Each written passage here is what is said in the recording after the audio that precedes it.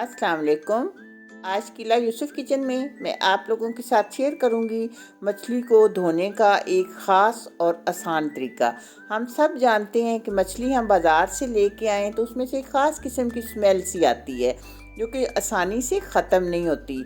अगर उसे अच्छी तरह धोया ना जाए तो वो पकाने के बाद भी आती रहती है। तो चलिए देखें कि मैंने किस तरह की है। 2 किलो मछली के लिए ये 1 टेबल स्पून मैंने लिया है लहसुन, हाफ टेबल स्पून नमक,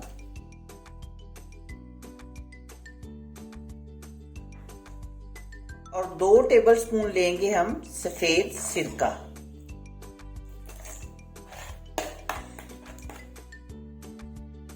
सिरका डालने से एक तो ये होता है कि मछली टूटती नहीं है, दूसरा जायका बहुत अच्छा हो जाता है। अब इसमें हम मिक्स करेंगे थोड़ा सा पानी।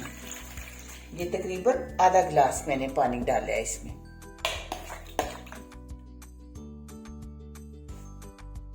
अब ये 2 किलो मछली है, ये मैं इस पानी में डाल रही हूँ जिसमें ये सब कुछ मिक्स किया है, और चम्मच की मदद से अच्छी तरह हम मछली को इसमें उलट पुलट कर लेंगे।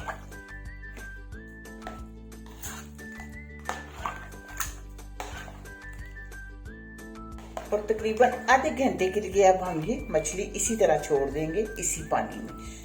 फिर इसके बाद मैं आपको दिखाती हूँ कि इसमें डुबो कर रखने का क्या रिजल्ट निकलेगा। अब ये देखिए आधा घंटा हो चुका है। आपको मछली का रंग देख के पता चल रहा होगा कि कितना फर्क पड़ चुका है, और धोए बगैर ही वो अभी कितनी साफ लग रही है। तो इस तरह अब मैं पानी डालती हूँ। ये तो मैं थोड़ा डाल रही हूँ ना लेकिन फिर हम इसे खुले पानी के साथ धो लेते हैं।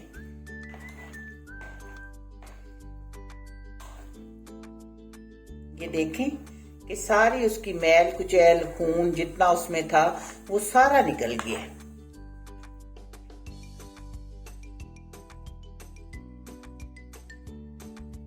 इस तरह धोने के बाद हम रखेंगे इसे किसी छलनी वगैरह में या सुराख वाले बर्तन में, ताकि इसका पानी सारा नुचड़ जाए।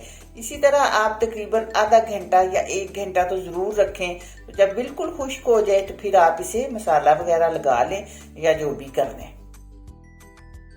आप देख रहे होंगे कि मछली हमारी बिल्कुल साफ हो चुकी है और इसमें से बिल्कुल भी स्मेल नहीं आ रही। ये बहुत आसान तरीका है और बहुत आसानी से इस तरह मछली साफ हो जाती है।